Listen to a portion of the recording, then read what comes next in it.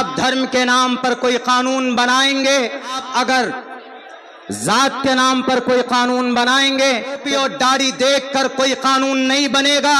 یہ دیش چلے گا تو بھارت کے سمویدھان سے چلے گا، جو اس دیش کا قانون ہے، اس دیش کا دھرم ہے۔ اور آپ اگر یہ سمجھتے ہو کہ بھئی یہ بزدل قوم ہے، یہ کرسی پر بیٹھنے والے پرائم منسٹر صاحب سے کہنا چاہتے تو بھارت کا سمویدھان اس کی پرمیشن آپ کو نہیں دیتا ہے، اس لیے کہ آرٹیکل نمبر 15 میں لکھا ہے prohibition of discrimination on grounds of دان کرنا، اللہ کے راستے کے لیے کوئی چیز قربان کر دینا۔ بھارت کی دھرتی پر تقریباً 9.5 لاکھ ایکڑ زمین وقف کی اور پراپرٹی کے تعلق سے پائی جاتی۔ اس زمین کے اوپر نئے طرح کے قوانین بنائے گئے۔ ایک نیا قانون ہمارے اس ملک بھارت کے اندر مسلمانوں کے اوپر تھوپا گیا ہے، وہ یہ ہے کہ مسلمانوں کا جو وقف کا معاملہ ہے، بہت سے لوگ سوال کرتے ہیں کہ وقف قرآن و شریعت میں کہاں ہے۔ میں نے آپ لوگوں کے سامنے ابھی جو آیت پیش کی ہے، اس آیت میں وقف کی دلیل ہے۔ وقف کا مطلب دان کرنا، اللہ کے راستے کے لیے کوئی چیز قربان کر دینا۔ بھارت کی دھرتی پر تقریباً 9.5 لاکھ ایکڑ زمین وقف کی اور پراپرٹی کے تعلق سے پائی جاتی۔ اس زمین کے اوپر نئے طرح کے قوانین بنائے گئے۔ آپ مسلمان ہیں، آپ کو پتہ ہونا چاہیے کہ وقف اب سے 1400 سال پہلے امام شافعی فرماتے ہیں کہ سب سے پہلے وقف اس زمین پر اگر کسی نے کیا ہے تو جناب محمد الرسول اللہ صلی اللہ علیہ وسلم نے وقف کیا۔ اس کے بعد حضرت عثمان نے، حضرت عمر نے اور اسی طرح دوسرے صحابہ کرام نے اللہ کے راستے میں دان اور خرچ کیے۔ تو وقف کا تعلق ہمارے عقیدے سے بھی ہے، وقف کا تعلق ہمارے ایمان سے بھی ہے۔ آج جو مسلمان سب سے زیادہ سڑکوں پر ہے، 2 وجہ سے۔ ایک تو یہ کہ ہمارا جو وقف کا معاملہ ہے، چونکہ شریعت سے اس کا رشتہ ہے، ہمارے عقیدے سے اس کا رشتہ ہے، اور ہم مسلمان شریعت سے ہیں۔ اگر شریعت نہ ہو تو ہمارے وجود کا کوئی فائدہ نہیں۔ دوسری بات یہ ہے کہ بھارت کے سمویدھان میں، بھارت کے جو قانون بنا ہے، اس کے اندر کئی سارے آرٹیکلز کے ابھی جو قوانین بنائے گئے اس کی خلاف ورزی کی گئی۔ مسلمان سب سے زیادہ سڑکوں پر اس لیے وہ اپنے عقیدے کو بھی بچانا چاہتا ہے اور بھارت کے سمویدھان کو بھی بچانا چاہتا ہے۔ میرے بھائیوں، نوجوانوں، مسلمانوں، آپ یقیناً اس وقت آپ میدان میں ہیں۔ ملک ہندوستان میں اگر اس بل کے خلاف سب سے زیادہ جس جماعت نے بڑھ چڑھ کر حصہ لیا ہے، اس جماعت کا نام آل انڈیا مجلس اتحاد المسلمین ہے۔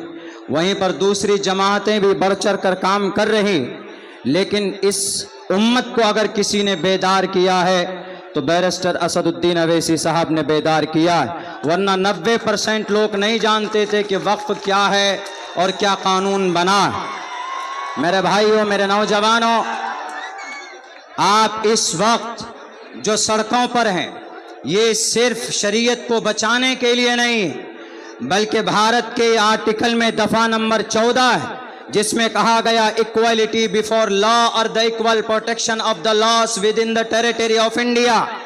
آپ اس کی حفاظت کے لیے بھی میدان میں ہیں۔ آرٹیکل نمبر 25 آپ اس کی حفاظت کے لیے بھی میدان میں ہیں۔ Article number 15 prohibition of discrimination on grounds of religion. اس زمین پر سب سے بڑا اگر دھرم ملک ہندوستان میں کوئی دھرم ہے تو وہ بھارت کا سمویدھان، بھارت کا دھرم ہے۔ اسی لیے کرسی پر بیٹھنے والے پرائم منسٹر صاحب سے کہنا چاہتے کہ آپ دھرم کے نام پر کوئی قانون بنائیں گے، آپ اگر ذات کے نام پر کوئی قانون بنائیں گے تو تو भारत का संविधान उसकी परमिशन आपको नहीं देता है, इसलिए कि आर्टिकल नंबर 15 में लिखा है prohibition of discrimination on grounds of religion. टोपी और दाढ़ी देखकर कोई कानून नहीं बनेगा, ये देश चलेगा तो भारत के संविधान से चलेगा, जो इस देश का कानून है, इस देश का धर्म है। और आप अगर ये समझते हो कि भाई ये बुज़दिल कौम है, ये कुछ करना नहीं जानती है, तो सुन लीजिए, 2 मिनट में अपनी बात पूरी करता हूं। इस मट्टी को बचाने के लिए सबसे पहले मैदान में 1755 के अंदर अगर कोई था तो यही कौम अली वर्दी खान था। अगर इस देश की मट्टी को बचाने के लिए 1799 में अगर कोई अंग्रेज के सामने खड़ा था तो वो शेर मैसूर टीपू सुल्तान था।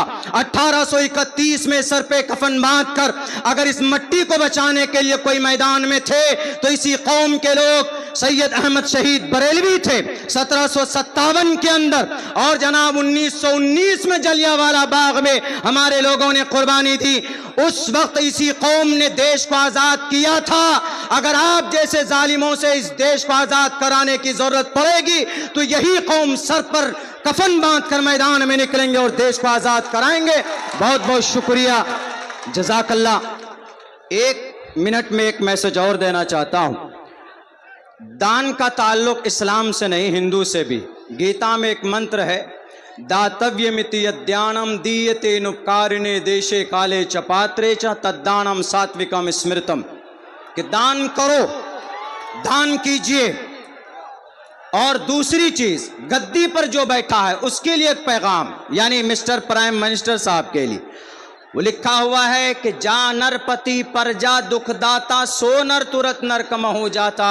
अगर ऐसा कोई कानून लाते हैं जिससे लोगों को तकलीफ पहुंचे तो उस तकलीफ की वजह से फौरन आप नरक में जाएंगे, आप कुर्सी से उठेंगे, आपकी मौत होगी, आप नरक में जाएंगे। ये भी आपके लिए इबरत है। मिस्टर प्राइम मिनिस्टर साहब, ये आपके ग्रंथ में है, याद रखिएगा। गद्दी पर बैठे हैं, सबको लेकर चलिए तो इंशाअल्लाह इस देश का भला होगा। बहुत बहुत शुक्रिया, जज़ाकल्लाह। अस्सलामु अलैकुम व रहमतुल्लाह।